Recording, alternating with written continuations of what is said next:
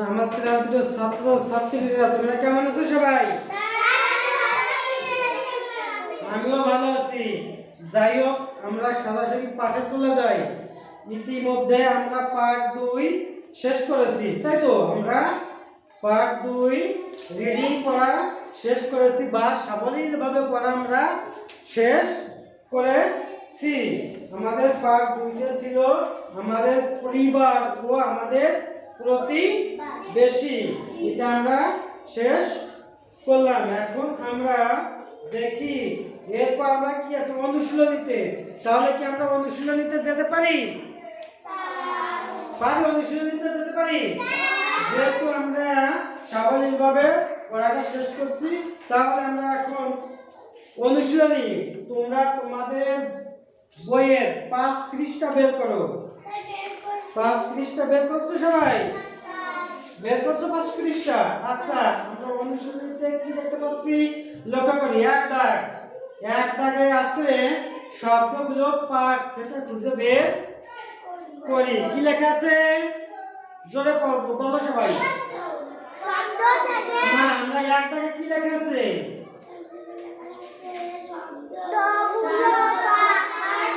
শব্দগুলো পাঠ থেকে খুঁজে বের করি। অর্থাৎ আমাদের এইখানে যে শব্দ আছে, এই শব্দগুলো আমরা পাঠ থেকে খুঁজে বের করব কোন জায়গা আছে, এবং আমরা এর অর্থ সাথে সাথে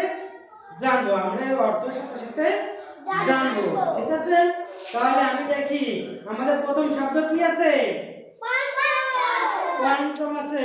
পঞ্চম শব্দের অর্থ কি বলতে পারো?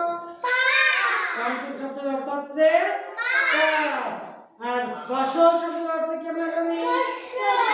ফসল শব্দের অর্থ হলো শস্য। ইংরেজিতে বলা হয় ক্রপ। এই শস্যগুলো কোন ধরনের শস্য? কোন ধরনের শস্য হতে পারে? ধান হতে পারে, পাট হতে পারে, গম হতে পারে।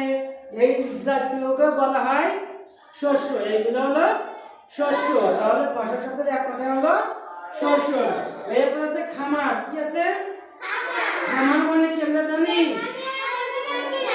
যেখানে পশু পাখি পালন করা হয়, এক কথায় সেটাকে বলা হয় খামার। আমরা আরো একটু ক্লিয়ার করে বলি, সেটা হচ্ছে কি, অর্থ উপার্জনের জন্য বাণিজ্যিকভাবে যদি কোনো খামার তৈরি করা হয়, সেটাকে বলে খামার। এই খামার বিভিন্ন রকম হতে পারে। যেমন কি গরুর খামার হতে পারে, হাঁস মুরগির খামার হতে পারে, মাছের খামার হতে পারে না? এই প্রত্যেকটা একটা খামার। এরপরে আছে প্রতিবেশী। প্রতিবেশী মানে কি? হ্যাঁ, আমি তোমাদের এই পাঠে আমাদের আছে, তাই তো? প্রতিবেশী আমি তোমাদের বুঝাইছিলাম। আমাদের আশেপাশে যারা বসবাস করে তারা আমাদের প্রতিবেশী। এবার আছে নার্স। নার্স শব্দের অর্থ কি? সেবিকা। নার্স শব্দের অর্থ হলো সেবিকা। অর্থাৎ হাসপাতালে যিনি রোগীদের সেবাদান করেন তাদেরকে বলা হয় সেবিকা বা নার্স। পেশা শব্দের অর্থ কি?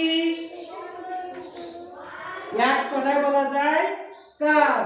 আরো যদি আমরা ক্লিয়ার করে বলি, সেটা হচ্ছে অর্থ উপার্জনের জন্য প্রশিক্ষণ প্রাপ্তভাবে যদি কেউ পেশাগত দক্ষতা অর্জন করে তাকে বলে পেশা। যেমন আমি কি তোমাদের বলো শিক্ষক। আমি তোমাদের শিক্ষক। এই শিক্ষকতার মাধ্যমে আমি অর্থ উপার্জন করি। অর্থাৎ এই শিক্ষকতাটা হচ্ছে আমার পেশা। আবার ডাক্তারদেরও পেশা। এটাকে বলা হয় পেশা, তাই তো? এক কথা বলা হয় পেশা মানে কাজ। কোনো কাজ করা, নির্দিষ্টভাবে কোনো কাজ করা হচ্ছে পেশা। যেমন আমি প্রতিদিন স্কুলে আসি, স্কুল খোলা থাকে, এটা হলো আমার জোরে বলে, এটা আমার পেশা। পেশা আমরা বুঝতে পারছি। তাহলে তোমরা এই শব্দগুলো পড়ে আসবে। এবার আরেকটা পড়া দেই নাকি? দুটো পড়া তো দিতেই পারে, এগুলো তো না এক দাগি থাকবে শুধু। আচ্ছা, আজকে শুধু এক দাগি থাক। এটা তোমরা সুন্দর করে বাইরে থেকে পড়ে আসবা।